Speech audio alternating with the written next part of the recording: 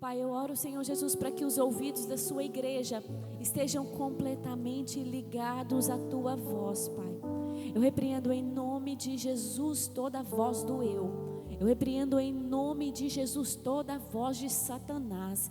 Eu repreendo em nome de Jesus toda distração. Eu repreendo em nome de Jesus toda falta de temor à tua presença. E eu oro para que em nome de Jesus o Senhor nos ensine nessa noite. Amém?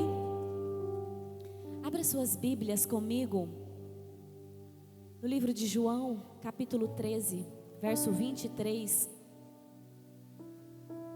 João, capítulo 13, verso 23. Que diz assim: Ora, um de seus discípulos, aquele a quem Jesus amava, estava reclinado no peito de Jesus. Um dos seus discípulos, aquele a quem Jesus amava, estava reclinado no peito de Jesus. Indícios apontam que João não é João Batista, é João, discípulo de Jesus, que João era primo de Jesus, que João era filho da irmã de Maria.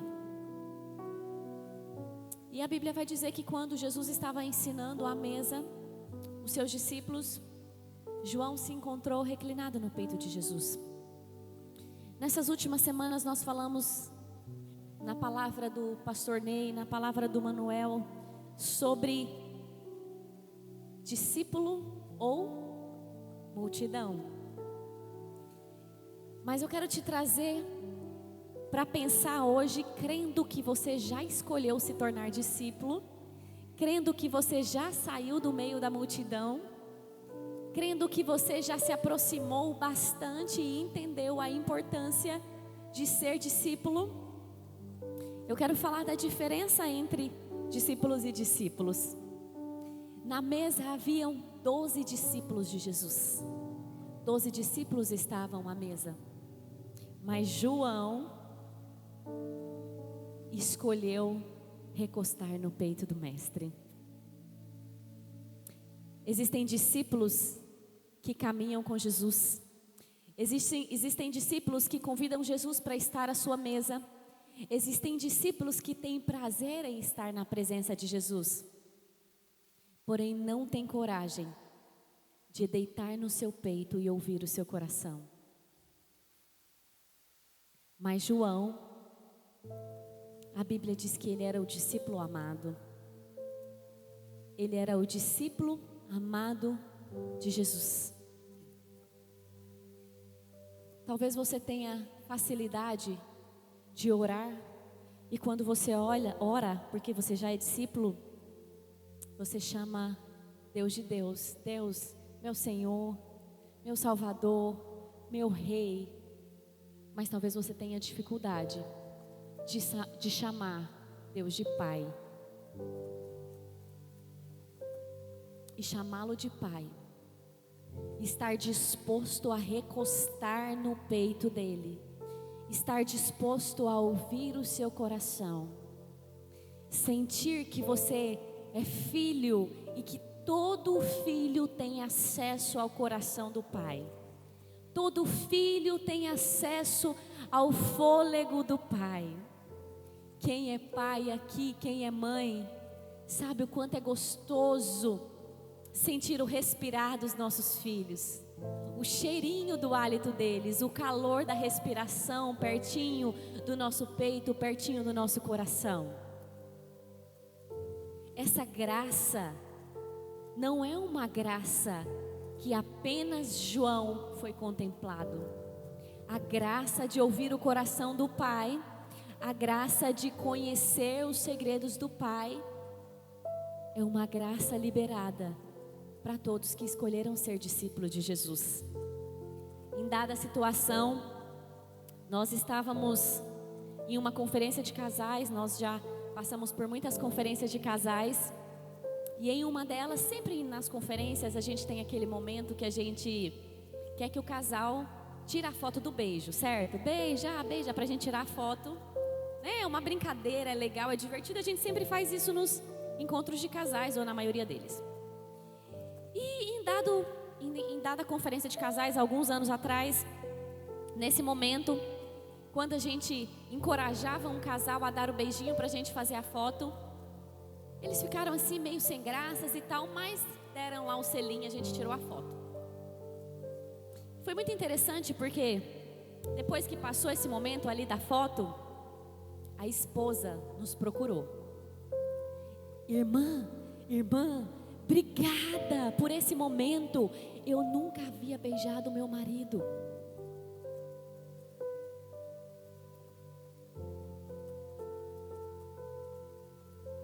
Parece absurdo, né?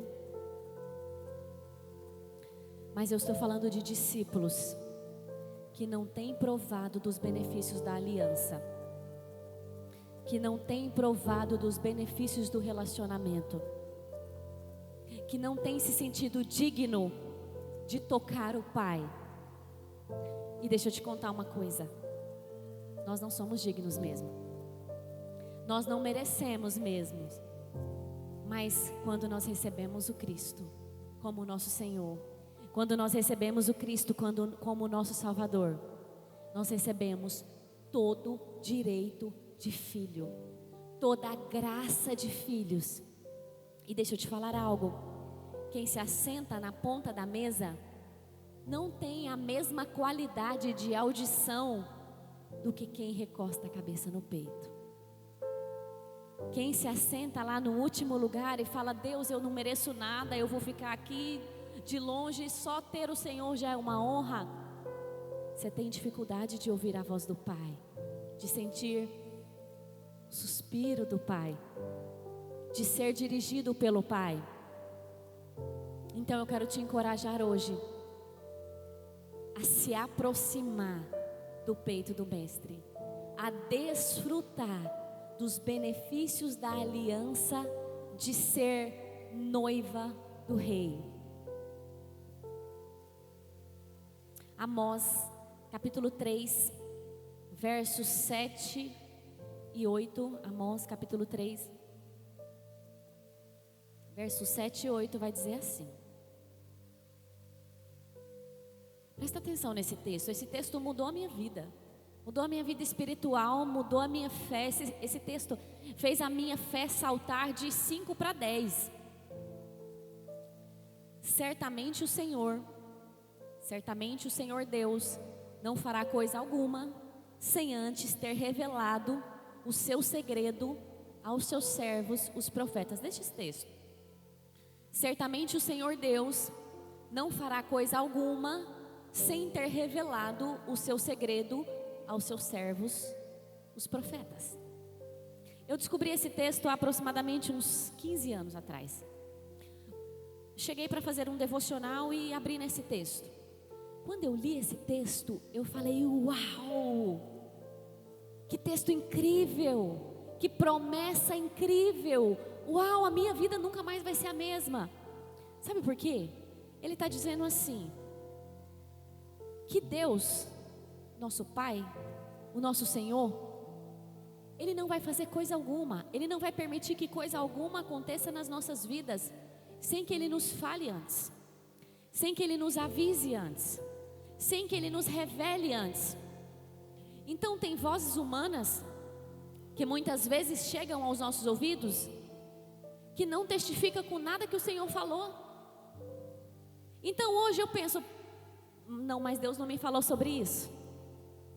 Ou às vezes temores, ou às vezes medos, ou às vezes ameaças, né? Quantas ameaças? Ameaças de perder o emprego, ameaças do vírus que chegou no país, ameaças do novo presidente, ameaças do bloqueio do dinheiro da poupança. São tantas ameaças que nos metem medo e que a gente fica ansioso e que a gente fica triste, que a gente fica sem saber o que fazer.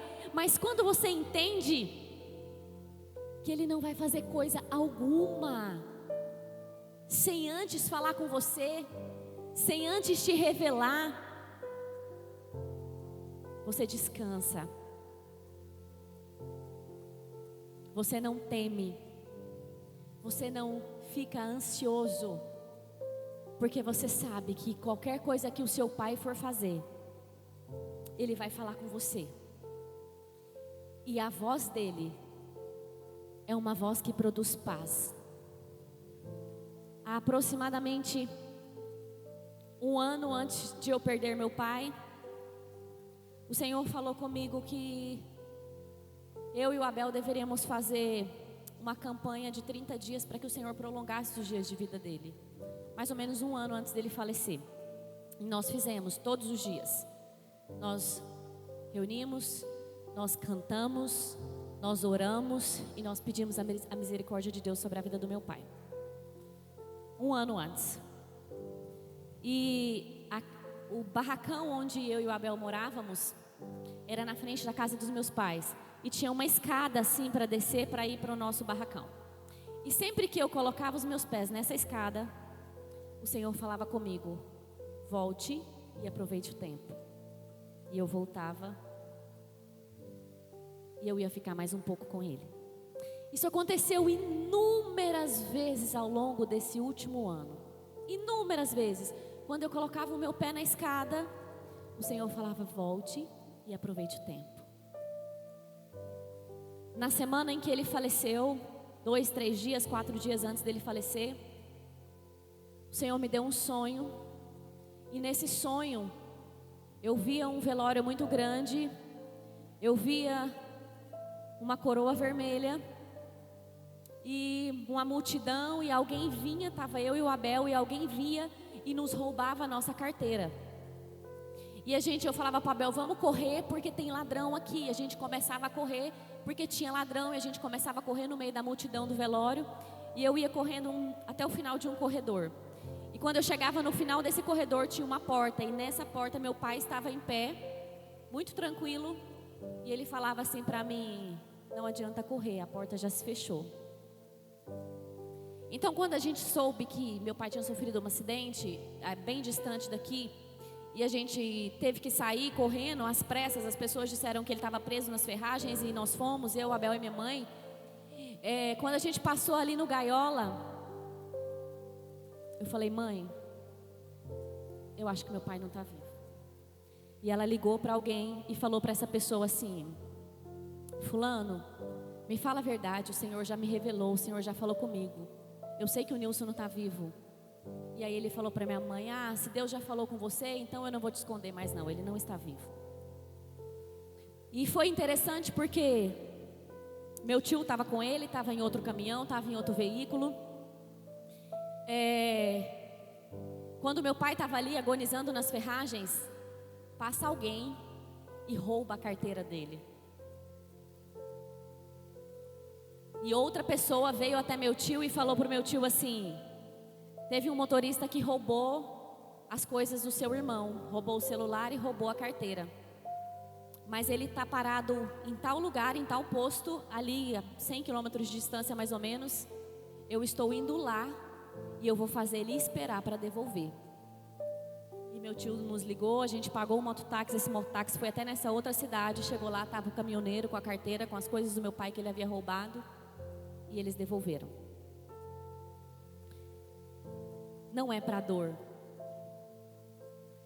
Tinha chegado o tempo em que o Senhor iria colher meu pai. Era a vida dele com Deus. Era aquilo que ele plantou, aquilo que ele construiu, aquilo que ele viveu entre Deus e ele. Chegou o tempo, ia se findar de qualquer jeito. Mas quando nós entendemos que o Senhor não faz coisa alguma sem antes revelar o seu segredo aos seus profetas, nós entendemos que tudo que o Senhor fala conosco é por amor, é por cuidado, é por instrução, é porque Ele nos ama e Ele quer que nós estejamos achegados a Ele, juntos, consolados. É fácil lidar com luto? Não é. Não é fácil lidar com luto, não é fácil lidar com uma perca de emprego, não é fácil lidar com uma traição, não é fácil lidar com tantos desafios que nós temos nessa vida. Mas quando o Senhor já falou, quando o Senhor já direcionou, quando o Senhor já guiou, a gente descansa, porque a gente sabe que Ele está no controle, que Ele está nos vendo e que Ele vai nos sustentar. E eu falei: Senhor, muito obrigado, porque eu sei que hoje o Senhor guardou meu pai. Hoje eu sei que o Senhor protegeu meu pai. Hoje eu sei que o Senhor escondeu ele para o Senhor. Não doeu menos, mas o Senhor me ensinou a lidar com a dor.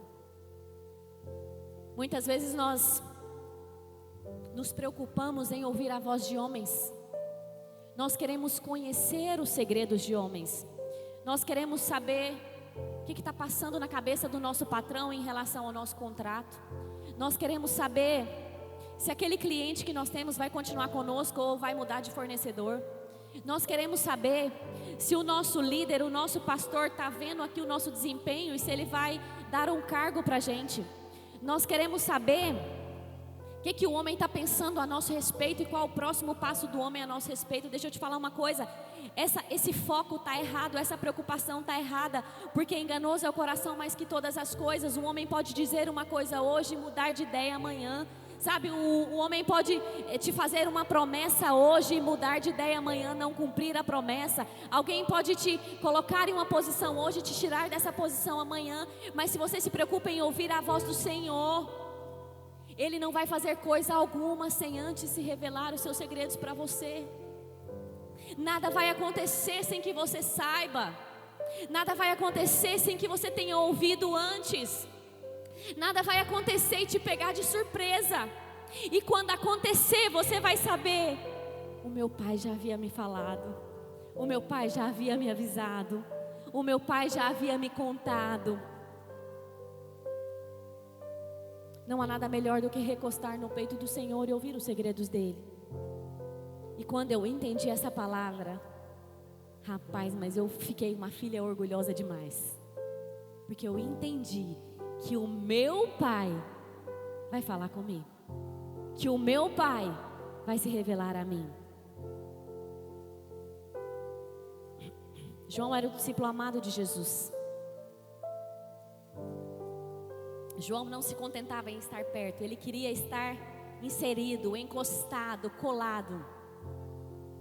João foi o discípulo que teve coragem de perguntar para Jesus: ei Jesus, quem é que vai te trair, hein? Jesus estava dizendo assim: eis que entre nós há um traidor. João falou assim: Jesus, quem é?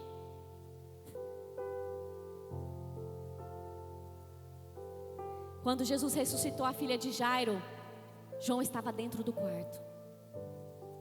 Quando Jesus foi transfigurado no monte, sabe o que é ser transfigurado? É transformar de homem para Deus. Quando Jesus foi transfigurado no monte, João estava lá. Escolha conhecer a voz de Deus. Escolha ouvir a voz de Deus. Mateus 7,11 diz assim: se vós, pois, sendo maus, sabeis dar boas coisas aos vossos filhos, quanto mais vosso Pai que está nos céus dará bens aos que pedirem. Se vós, pois, sendo maus, sabeis dar boas coisas aos vossos filhos, quanto mais vosso Pai que está nos céus dará bens aos que pedirem. Não tenha medo da voz de Deus. Não tenha medo de ouvi-lo. Os nossos maiores medos, sabe onde eles estão? Eles estão em o que Deus vai falar. Quando Ele falar, o que Ele vai me pedir? O que Ele vai me pedir para abandonar? O que Ele vai pedir para eu deixar? Eu estava ouvindo uma palavra de alguém, eu não me recordo quem agora. Eu acho que do Flávio Augusto. E ele disse assim: que é mais fácil ganhar 1 milhão, fazer 1 milhão, construir 1 milhão, do que entregar 1 milhão. Então os nossos maiores medos é daquilo que Deus vai pedir que nós coloquemos no altar. É daquilo que Deus vai pedir que a gente entregue. E sabe, tem coisas que Deus vai pedir que você entregue, é para te livrar, é para te esconder, é para te proteger de coisas que você não vê. Existem coisas que Ele vai pedir que você entregue, que é para provar o seu coração. Mas todas elas é para o seu bem. Todas elas. Se nós, que somos maus, sabemos dar boas coisas aos nossos filhos, não tenha medo do Pai. Não tenha medo do Pai. João, porque nós estamos falando de João, de ouvir a voz, porque João foi o homem que Deus escolheu, o homem sensível, o discípulo a quem Jesus amava, o discípulo que tinha facilidade de ouvir a voz, o discípulo que estava acostumado a transitar em ambientes de sobrenatural, que estava acostumado a transitar em ambientes de milagre. Foi a ele que Deus se revelou para falar daquilo que aconteceria nos últimos dias. O livro de Apocalipse foi escrito por as revelações que Deus deu a João, um homem sensível. E quem é sensível conhece os segredos mais profundos do Pai. Quem é sensível conhece coisas maiores, conhece os segredos da eternidade. Quem é sensível caminha na frente, porque conhece aquilo que o céu conhece. Apocalipse capítulo 1, do verso 10 ao 19, diz assim: E virei-me para ver quem falava comigo. E virando-me, vi 7 castiçais de ouro. E no meio dos 7 castiçais, um semelhante ao Filho do Homem, vestido até os pés com roupa comprida, cingido pelos peitos com um cinto de ouro, e a sua cabeça e cabelos eram brancos como a lã, como a neve, os seus olhos como chama de fogo, e os seus pés semelhantes a um latão reluzente, como se tivessem sido refinados em uma fornalha, e a sua voz como a voz de muitas águas. Você já imaginou o que você vai fazer? Como é que você vai reagir quando você estiver no céu e se encontrar com Jesus? Você já imaginou isso? Eu já imaginei, pensando, gente, quando eu encontrar com Jesus, quando eu encontrar com Jesus, quando eu ver Jesus, o que você vai fazer? Você vai correr e abraçar? Você vai grudar ali na cintura de Jesus? Você vai se prostrar no chão? Você vai... O que você vai fazer? Você vai gritar? João já viu Jesus. E ele tinha na sua destra 7 estrelas. E da sua boca saía uma aguda espada de 2 fios, e o seu rosto era como o sol, quando em sua força resplandece. E eu, quando o vi, caí a meus pés como morto. E ele pôs sobre mim a sua destra, dizendo-me: não temas, eu sou o primeiro e o último, e o que vivo e fui morto, mas eis que estou vivo para todo sempre. Amém. Tenho as chaves da morte e do inferno. Escreve as coisas que tem visto e as que são, e depois dessas hão de acontecer. João foi um discípulo que, acredita-se que foi o discípulo que mais viveu, que viveu aproximadamente 90 anos e morreu de velhice. Foi um discípulo que fez muitas coisas. Quando ele voltou da ilha de Patmos, foi o tempo em que ele provavelmente escreveu os livros. E nos últimos dias de vida ele seguiu anunciando a volta de Jesus. E na semana passada, quem esteve no culto pela manhã, a pastora Larissa pregou e disse que o Senhor havia falado com ela sobre a igreja de Filadélfia. E compartilhou conosco aquilo que o Senhor tinha entregue para ela. Essa semana, enquanto eu meditava nessa noite, o Senhor falou comigo que queria falar conosco sobre a igreja de Tiatira. E o Senhor testificou de várias formas. O meu coração ficou apertado, Eu falei, Senhor, tem misericórdia, me dá graça para falar aquilo que o Senhor quer falar com a tua igreja. Ontem à noite, uma missionária muito querida, Juliana Ferron, fez um post nos stories dela sobre a igreja de Tiatira. Hoje à tarde eu recebi uma palavra ministrada nos Estados Unidos em inglês sobre a igreja de Tiatira. Eu estou dizendo isso para você, para que quem tem ouvidos ouça o que o Espírito diz às igrejas. E Apocalipse 2, do 18 ao 29, vai dizer aquilo que o Senhor entregou a João sobre essa igreja. Ao anjo da igreja em Tiatira escreva: essas são as palavras do Filho de Deus, cujos olhos são como chama de fogo e os pés como bronze reluzente. Conheça as tuas obras, o seu amor, a sua fé, o seu serviço e a sua perseverança. Eu sei que você está fazendo mais agora do que no princípio. No entanto, contra você tenho isto: você tolera Jezabel, aquela mulher que se diz profetiza. Com os seus ensinos, ela induz os meus servos à imoralidade sexual e a comerem alimentos sacrificados a ídolos. Dei-lhe tempo para que se arrependesse da sua imoralidade sexual, mas ela não quer se arrepender.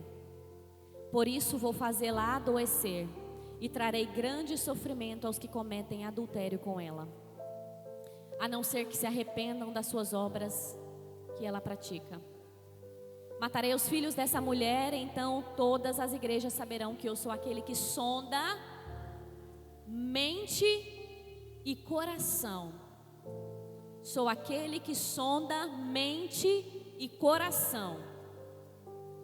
E retribuirei a cada um de vocês de acordo com as suas obras. Porque o homem conhece obras, mas o Senhor conhece mente e coração. Se eu subir no mais alto monte, se eu descer no mais profundo abismo, ali o Senhor estará. E retribuirei cada um de acordo com as suas obras, porque nós não somos salvos pelas obras, mas as nossas obras precisam falar da nossa fé. As nossas obras precisam falar daquilo que nós acreditamos.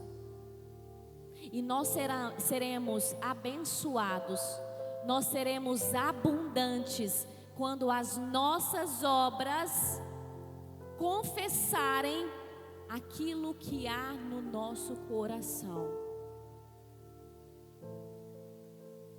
Aos demais de Tiatira, vocês que não seguem a doutrina dessa mulher e não aprendem como eles dizem, os profundos segredos de Satanás, digo: quem não conhece os segredos de Deus, conhece os segredos de Satanás.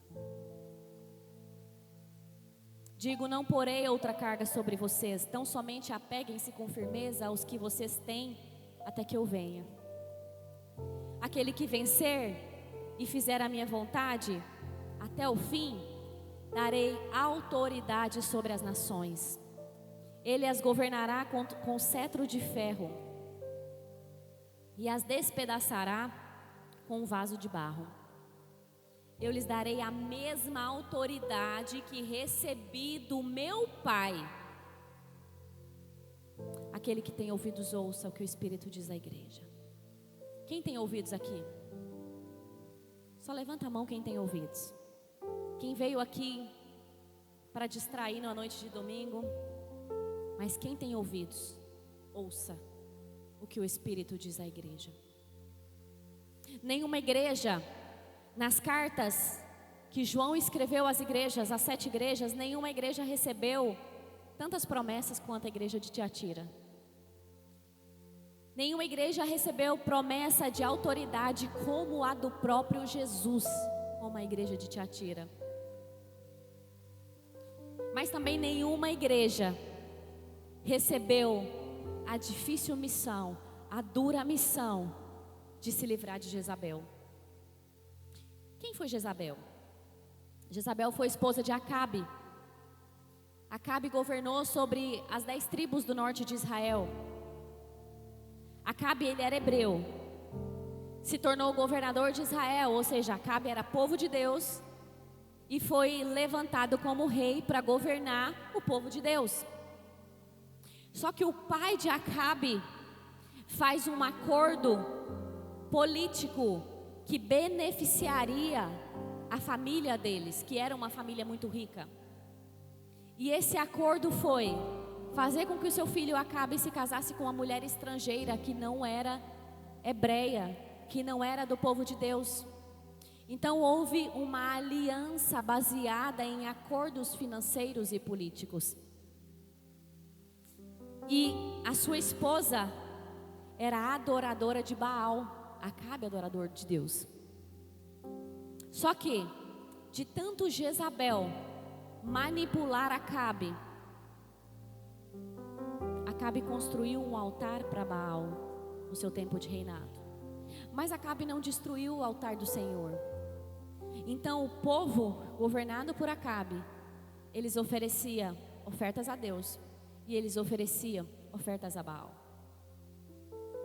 E eventualmente, eles ofereciam a Baal oferta de crianças queimada no fogo para aquele demônio. Só que, quando o Senhor fala com João, Jezabel já havia morrido. Vocês vão conhecer que Deus falou que mataria ela e que os cães comeriam a sua carne. E foi o que aconteceu. O Senhor matou Jezabel. Mas aqui Deus fala: toleras Jezabel. O Senhor está falando de um espírito demoníaco que se movia sobre aquela mulher. E eu quero falar com você algumas características dessa mulher, consequentemente desse espírito. E eu queria que você abrisse o seu coração para que aquilo que você se identificar, você se arrependa. Para que você não crie uma proteção na sua mente de dizer: isso não tem nada a ver comigo. Porque se o Senhor quer falar com a igreja, é porque a igreja precisa ser limpa. Nós precisamos ser limpos.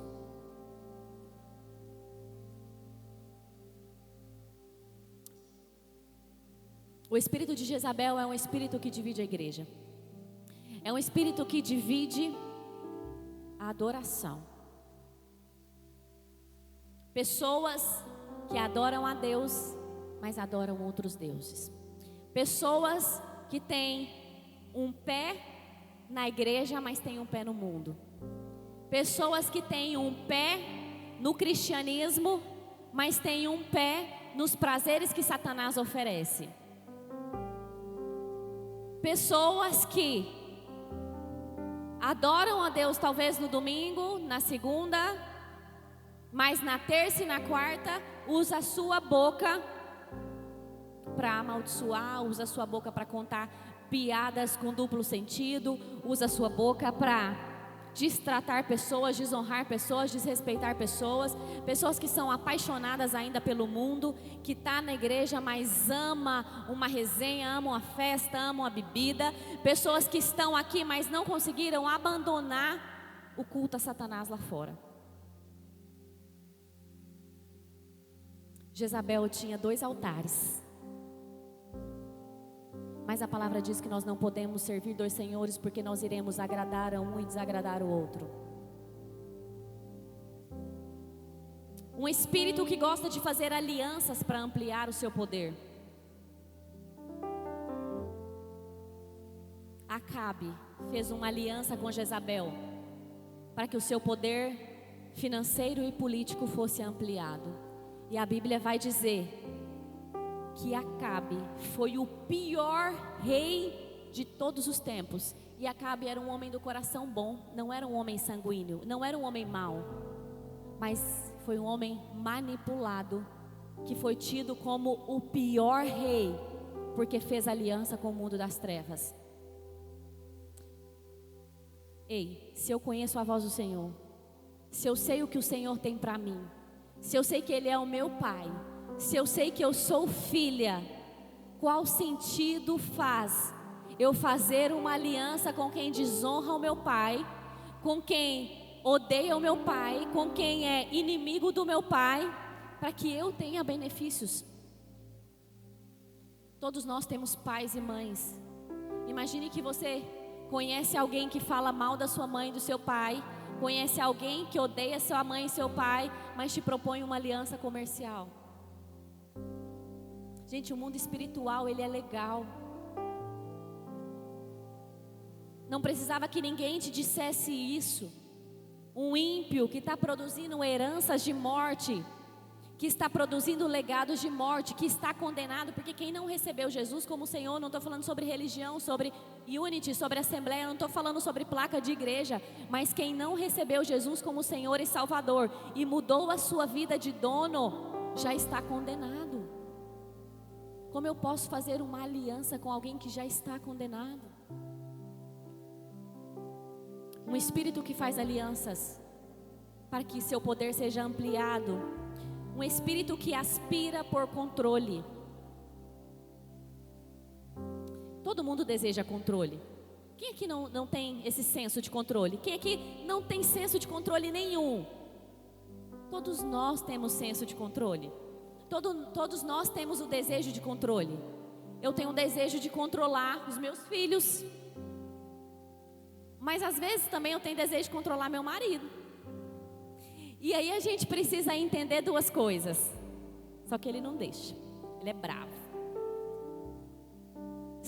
Qual a diferença? A Bíblia diz que nós pais precisamos governar os nossos filhos, instruir os nossos filhos, direcionar os nossos filhos, apontar o caminho. Diz que nós precisamos disciplinar os nossos filhos, é a Bíblia quem diz.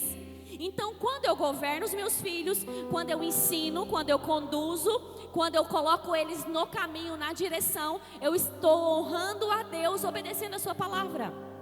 Tá tudo certo. Mas quando eu quero controlar o meu marido, quando eu desonro ele, não estando debaixo da missão que Deus deu para ele, não estando debaixo da missão, dos comandos que Ele dá para a nossa família, para que a nossa família viva, eu estou desonrando a Deus com o meu controle. E pai e mãe? Pai e mãe, a Bíblia diz que nós precisamos honrar. E a Bíblia não diz assim: honrem os pais e as mães boas e bons. Honrem os pais que foram justos. Honrem os pais que foram direitos. Não tem prerrogativa. A Bíblia diz: honrem pai e mãe, para que sejam multiplicados os seus dias de vida e para que te vá bem. Ponto final. Ah, mas nem conheci meu pai. Ah, mas minha mãe isso, meu pai isso. Amados, não tem prerrogativa para isso. A Bíblia só diz: honrai pai e mãe. Se você conheceu, se você não conheceu, se foram bons, se não foram bons. Eu não concordo com isso, porque vai ter com Deus. Vai ter com Deus, mas a palavra é reta e direta. Honrem pai e mãe. E o que é honrar pai e mãe? É ser grato, porque foi esse pai que talvez você nem conheceu, que carregou a sua semente do dia que ele nasceu até o dia que ele depositou a semente na sua mãe e sua mãe te gerou. Não importa se esse pai não foi justo, a semente que Deus colocou nele era pura. O seu pai carregou uma semente pura, a sua mãe carregou uma semente pura. Minha mãe tentou me abortar, tentou me matar. E a semente era pura e foi esse meio que o Senhor escolheu para te trazer na terra. Seja grato. Eles erraram com você? Talvez erraram. Só que se eles erraram com você, a dívida não é com você. Porque se você recebeu Jesus como seu Senhor e como seu Salvador, entende uma coisa. Na cruz, nós trocamos de lugar com Cristo. Cristo sobe na cruz com os meus pecados e eu me torno justificada porque Ele subiu na cruz. Então agora, todo o pecado que cometeram contra você é contra Ele, não é contra você. E você não merece nada, como eu não mereço nada, é graça. Ele subiu na cruz por graça. Então toda a dívida dos seus pais é com Deus. Toda dívida do seu patrão é com Deus. Toda dívida do seu marido é com Deus. Toda dívida da sua esposa é com Deus, não é com você. Você está livre de dívida. Ninguém te deve nada, porque Cristo assumiu o seu lugar na cruz. Para de cobrar uma dívida que ninguém tem com você. Se você está carregando pesado, cheio de dívidas, porque fulano fez isso, porque ciclano fez isso, porque o pastor me machucou, porque não sei quem me feriu, minha esposa, meu marido, enfim, ninguém te deve nada, é uma dívida que não é sua. Cristo assumiu o seu lugar na cruz. Deixa que Ele resolve isso. Deixa que Ele trata isso. Ou Ele vai perdoar, ou Ele vai condenar, mas é Ele, não é você. Agora você precisa honrar pai e mãe, porque se você não honra, você também faz uma dívida com Cristo, e o Senhor pode te perdoar ou te condenar. Espírito homicida, perseguindo cristãos, levantando calúnias contra os outros. Lucas 6,41 diz assim: e por que atentas tu no argueiro que está no olho do teu irmão, e não reparas na trave que está no teu próprio olho? Tantas pessoas que matam os outros com palavras, que matam os outros com pré-julgamentos. Gente, é muito fácil eu chegar no Túlio e falar assim: eu vou te contar uma coisa, jura que você não vai contar para ninguém? Aí eu falo assim: você sabia que o irmão João está fazendo isso, está fazendo aquilo? Não, você precisa ver o que ele... Mas não conta para ninguém. É muito fácil. Muito fácil, porque eu não trago luz, eu não quero que ninguém saiba, eu não quero pôr o irmão João junto e conversar com o irmão João, entender o que aconteceu, se é verdade ou se é mentira. É muito fácil ser fofoqueiro, gente. É muito fácil. Agora, ser filho e ser justo é outra história. Porque primeiro eu tiro a trave do meu olho. Primeiro eu reconheço que eu vim daquele mesmo processo de cruz, sem merecimento, e eu trato o outro com o mesmo amor que eu quero ser tratado. Mas Jezabel mata profetas com calúnias, fofoca, conversa fiada, que ficam debaixo dos panos, ficam na escuridão e que não são tragas à luz. Não seja canal de fofoca, não seja canal de mentira. Se te falarem alguma coisa, fala: irmão, glória a Jesus, vamos resolver? Vamos falar com o pastor e com a pastora para chamar o irmão, senta nós quatro, nós vamos tratar, vamos abraçar esse irmão, vamos cuidar desse irmão, vamos ensinar esse irmão, vamos ajudar esse irmão, vamos amar esse irmão, vamos falar para esse irmão que é possível que ele vença esse pecado. Renuncie esse espírito demoníaco de Satanás. Não considera seu esposo. Jezabel significa descasada, porque Jezabel vivia a vida dela independente de Acabe. Descasada, porque ela não honrava a aliança, porque ela não considerava a aliança. Um espírito que não são fiéis a alianças. Um espírito que não são de pessoas que não são fiéis à aliança que fizeram com Cristo. Porque nós não precisamos ser fiel à aliança que nós fizemos com pessoas. Se nós formos fiéis à aliança que nós fizemos com Cristo, nós seremos fiéis a todas as outras coisas que a Bíblia manda a gente ser. E por fim, um espírito que não protege os seus filhos, mas os entrega a sacrifício para satisfazer os seus ídolos. Jezabel era uma mulher que eventualmente ofertava os próprios filhos a Baal, queimavam os próprios filhos em oferenda a esse demônio. A mulher que não se posiciona como mãe no governo dos seus filhos, na instrução dos seus filhos, expõe os seus filhos ao sacrifício do mundo. A mulher que não faz o seu papel, se submetendo ao seu esposo a condução do seu esposo como a condução de Cristo. A mulher que não ganha o seu esposo em silêncio, quando esse esposo é ímpio. A mulher que não é auxiliadora idônea, que escolhe não ser sábia, que escolhe não ser prudente. Ah, mas meu marido não faz, eu vou fazer. A Bíblia não abre esse precedente. Ela sacrifica os seus filhos e entrega seus filhos ao mundo. Quantas crianças estão sendo criadas sem a presença da mãe, sem a instrução da mãe, amados? Se você não gostar dessa informação, vá ter com o Senhor. Mas a Bíblia diz que a mulher é responsável pela instrução das crianças no caminho. O pai, ele precisa sair e trazer provisão. O pai precisa ser o exemplo. O pai precisa governar a família através da voz de Cristo. As crianças precisam ver Deus no pai. As crianças precisam olhar para o pai e ver a figura de Deus protegendo, provendo, guiando. Mas é a mãe que é responsável pela instrução. É a mãe que é responsável por sentar e estudar a Bíblia com seus filhos. O pai, ele pode ler a Bíblia com o filho quando vai dormir. O pai pode ter tempos de leitura e de oração, mas não é o suficiente, amados.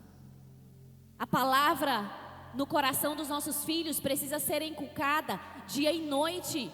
Dia e noite, dia e noite. Sabe quando a criança faz uma arte, você precisa ensinar com a palavra. Sabe quando a criança faz uma coisa boa, você precisa ensinar com a palavra. Sabe quando a criança tem uma dúvida, você precisa responder com a palavra. Sabe quando a criança vai fazer uma tarefa, você precisa trazer um exemplo da palavra. Sabe quando a criança vai comer, você precisa lembrar da palavra.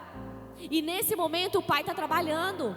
É responsabilidade da mãe. Ah, mas eu também não estou em casa. Ah, mas então vai orar ao Senhor e falar: Senhor, eu estou errada. Eu estou errando, eu estou distante dos meus filhos. Eu não estou tendo a oportunidade de instruir os meus filhos no caminho, mas eu entrego agora a minha vida para o Senhor, para te obedecer. Gente, o Senhor só nos dá uma direção quando Ele pode nos dar suporte para viver aquilo. Muitas vezes nós não vivemos porque nós escolhemos errar. Nós achamos que nós sabemos mais que Deus. Não, mas se eu não for trabalhar, ninguém trabalha. Mas se eu não for trabalhar fora, não vai ter sustento nessa casa. Deus falou isso? Ou Deus falou assim, que sou eu que cuido dos lírios, que nada fazem? Imagina dos meus filhos. Não coloque na boca de Deus algo que Ele diz diferente na palavra. A sua falta de fé, ela não define quem é Deus. A sua falta de fé não define o que Deus preparou para te entregar. Deus tem coisas grandes para te entregar, mas Ele precisa que você diga sim e fale: Senhor, tudo bem, eu só quero te obedecer a partir de hoje. Esse espírito de controle, de manipulação. Jezabel era uma mulher sedutora. Era uma mulher que manipulava pessoas, profetas, seu cônjuge, seu marido Acabe, sua família, a família de Acabe, com a sedução, com a sensualidade. Ei, amadas, nós somos preciosas, nós somos princesas, nós somos filhas. Nós não precisamos usar de sedução e de sensualidade para conquistar nada. Pelo contrário, isso faz com que a gente perca. Você é filha do rei, e o rei não deseja que a sua filha seja exposta, seja envergonhada. O rei deseja te proteger, te esconder, te guardar e te entregar para quem vai te honrar, para quem vai ser voz de Deus sobre a sua casa, para quem vai ser voz de Deus sobre os seus filhos. Mamãe, não negligencie a sua família, não sacrifique os seus filhos, porque o mundo não está para brincadeira. O diabo não está para brincadeira. Sabe aquele papo assim: ah, nós fomos criados soltos. Na minha época a gente foi criado na rua e brincando e tudo mais. Deixa eu te falar uma coisa: não funcionou, não deu certo. O relato das mulheres e dos homens que nós ouvimos em conversas de gabinete, em confissões, em problemas familiares, foram de crianças que foram criadas soltas nas ruas e nesse contexto foram abusadas, foram expostas à sexualidade muito precocemente, foram crianças que conheceram um mundo que não precisava conhecer naquele tempo. E nossos papais e as nossas mamães não estavam lá. Isso faz com que a gente desonre eles? Não. Nós somos gratos porque foram eles que carregaram a semente pura e nos trouxeram ao mundo. Mas nós precisamos fazer diferente. Eu fui criado solto, mas os meus filhos terão a instrução de uma mãe, o consolo de uma mãe, a proteção e a provisão de um pai. Eu fui criada solta, eu fui criado solto, mas os meus filhos, enquanto precisarem ser protegidos, serão protegidos por mim, não vai ser por outra pessoa, não vai ser para a escola, não vai ser pela vovó e pelo vovô, serão protegidos por mim. Homem e mulher, não sacrifique os seus filhos, não se mova de forma controladora onde o Senhor não te mandou controlar.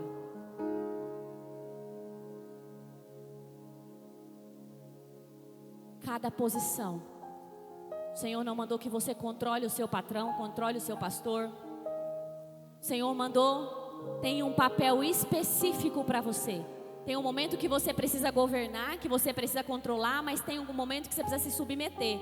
E se você não souber a linha fina que é discernir o tempo de se submeter e o tempo de governar, você vai ser governado por esse espírito demoníaco. E João diz que Deus disse que mataria todos aqueles filhos de Jezabel, governados por Jezabel, guiados por Jezabel. Quero que você se coloque de pé.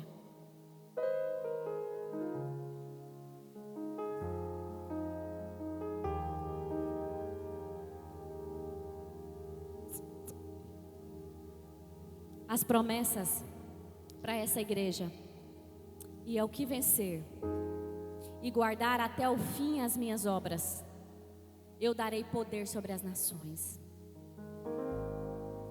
e com vara de ferro as regerá. Vara de ferro fala de um governo que não pode ser manipulado, fala de um governo firme, de um governo sustentado.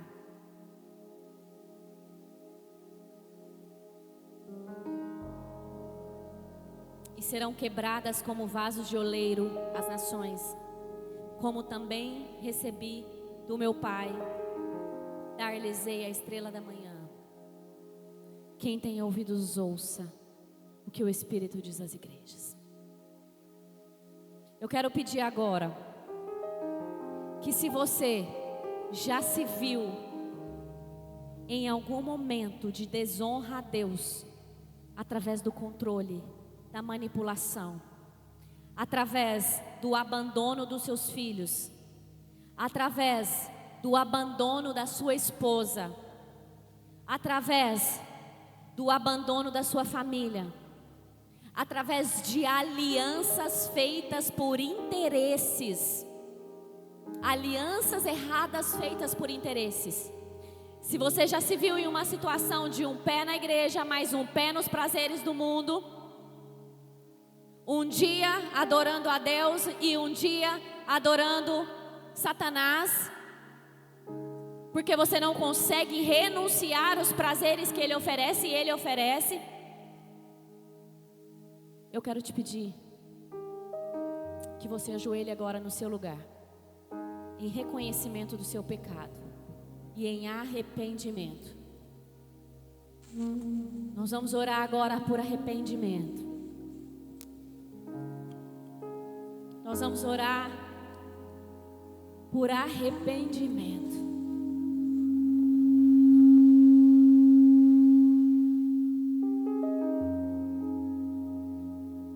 Porque só o arrependimento pode nos salvar. Só o arrependimento pode nos salvar.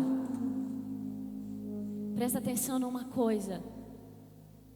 A voz do Senhor para a igreja é uma voz de exortação e de disciplina pelos pecados da noiva. Mas o propósito da voz é nos limpar. O propósito da voz é nos salvar. E só quem recosta o ouvido no coração do Pai ouve a voz. Talvez até hoje você não tinha ouvido a voz do Senhor. Talvez até hoje você não tinha parado para sentir a respiração do Pai. Mas agora, sonda o seu coração. Senhor, eu oro para que o Senhor sonde o coração dos seus filhos. Senhor, nós lemos aqui que só o Senhor sonda a intenção do nosso coração. Pai, nem nós conhecemos a intenção do nosso coração, mas revela agora. Senhor, cada homem e mulher que está ajoelhado diante do Senhor, revela agora a intenção do coração deles. Revela, Senhor Jesus, agora para os seus filhos em quais momentos eles se permitem serem usados pelo espírito de Jezabel. O Senhor disse que queria falar conosco sobre esse espírito. Então nós entendemos que essa mensagem é para nós. E nós queremos ficar livre. Nós queremos ficar livre desse espírito maligno. Nós renunciamos esse espírito maligno da noiva de Cristo. Eu renuncio esse espírito da minha vida agora. Em nome de Jesus, eu renuncio o pecado de controle aonde não era para eu controlar. Eu renuncio, eu me arrependo e eu peço que o Senhor me ensine a ser uma mulher virtuosa, sábia, prudente, uma mulher discreta, que honra o meu marido, que honra a minha família e que faz com que meu marido seja conhecido às portas da cidade. Me perdoa, Senhor Jesus. Me perdoa, Senhor, se em algum momento eu dividi, Senhor Jesus, a minha adoração por causa dos meus prazeres, das minhas vontades, dos meus desejos. Essa mensagem, Senhor, eu me arrependo se em algum momento eu negligenciei o cuidado com os meus filhos, a instrução da palavra. Se em algum momento eu preferi o descanso a inculcar a tua voz no ouvido dos meus filhos, eu me arrependo. Me sustenta, me dá forças, Pai, para não negligenciar os meus filhos. Pai, tem misericórdia de nós. Tem misericórdia, perdoa os nossos pecados. Perdoa os nossos pecados, Pai. Não, Senhor, a gente não está com pressa de se levantar daqui. A gente está com pressa de se arrepender. A gente está com pressa, Senhor Jesus, de sermos salvos pelo Senhor. Pai, nos alcança com a tua misericórdia, nos alcança com o teu perdão, nos perdoa, Pai, nos perdoa, Senhor Jesus, de toda sedução satânica, maliciosa, de toda palavra torpe, de duplo sentido, Senhor, que saiu da nossa boca em algum momento, nos perdoa. Nós temos vergonha, Senhor, dos nossos pecados. Limpa a tua noiva, Pai. Limpa a tua noiva. Limpa a tua noiva. Limpa a tua noiva, Pai. Nós não estamos aqui brincando de ser igreja. Nós estamos aqui, Senhor Jesus, nos limpando para ir encontrar com o Senhor na glória. Nós queremos viver a eternidade com o Senhor. Nós queremos viver a eternidade com o Senhor, Pai. Para onde iremos nós se só o Senhor tem palavras de vida eterna? Nós queremos nos posicionar à mesa do teu lado. Senhor, nos dá ousadia para te chamar de Pai. Nos dá ousadia para te chamar de meu amor. Nos dá ousadia, Senhor Jesus, de recostar no seu peito e sermos, Senhor Jesus, tidos como os teus filhos amados, Pai. de nós e nos perdoa. Nos perdoa, Pai. Nos perdoa. Alinha a nossa honra. Que a gente saiba te honrar nos nossos relacionamentos. Que a gente saiba onde começar e aonde terminar. Que a gente saiba se comportar diante dos nossos pais. Que a gente saiba se comportar diante do nosso cônjuge. Que a gente saiba se comportar diante, Senhor Jesus, dos nossos filhos. Diante dos nossos pastores. Que a gente saiba se comportar, Senhor Jesus, diante do Senhor. Nos ensina, Pai. Nos ensina. Eu não vou descansar até que o Senhor venha. Eu vou gastar a minha vida diante do teu altar, Deus, diante do teu altar, até que o Senhor venha. Eu vou clamar até que o Senhor venha. Eu não vou descansar